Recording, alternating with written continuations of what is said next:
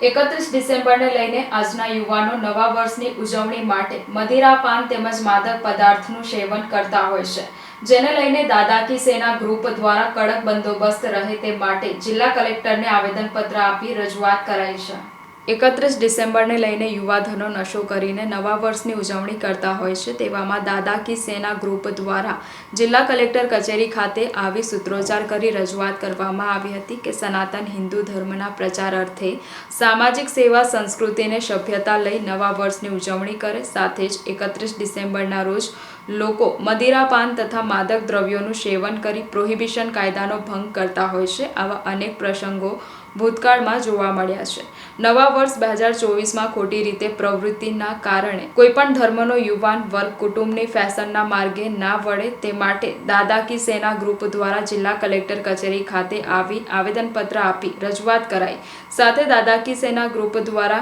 ગુજરાતમાં તમામ જિલ્લા કલેક્ટર કચેરી ખાતે આવેદનપત્ર આપવામાં આવ્યું છે કે 31 ડિસેમ્બર 2013ના રોજ જાહેર સ્થળો પર કડક બંદોબસ્ત મૂકી કાયદાનો ભંગ ન થાય અને કાયદાની જાળવણી થાય તે માટે રજૂઆત કરવામાં આવી। આજે અમે કલેક્ટરશ્રીને 31ના ક્રોધથી વિરોધના અંતર્ગત અમે આ આવેદનપત્ર આપવા આવ્યા છે।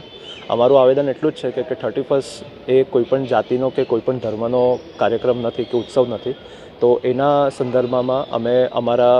જે ગુરુ છે વિશ્વવંદની પરમ પૂજ્ય શ્રી છોટે દાદા નવનાથધામ બિલ્લીમોરા એમના આગેવાન હેઠળ અમે આ બધું કેમ્પેન કરી રહ્યા છે અને એમનો પણ અનુરોધ એટલો જ છે કે આ બધું જે છે એ આપણા યુવાન વર્ગને બધાને જ અંદરથી ખોખલું બનાવે છે અને આ બધા વ્યસનો કરવા એના કરતાં આપણે ધર્મનો, આપણી ભક્તિનો ને એનો આપણે વ્યસન કરીશું તો આપણા જીવનમાં બહુ ફાયદો રહેશે। અમારી માંગ એટલી જ છે કે આવું વ્યસન કરતાં કોઈ પણ ઝડપાય છે તો સૌથી પહેલાં તો એને કડકથી કડક સજા થવી જોઈએ। બીજું કે આવા વ્યસનોને એના ઉપર જે પણ જગ્યાએ બનતા હોય કે જેની આપણાને તાકીદ હોય તો એના પર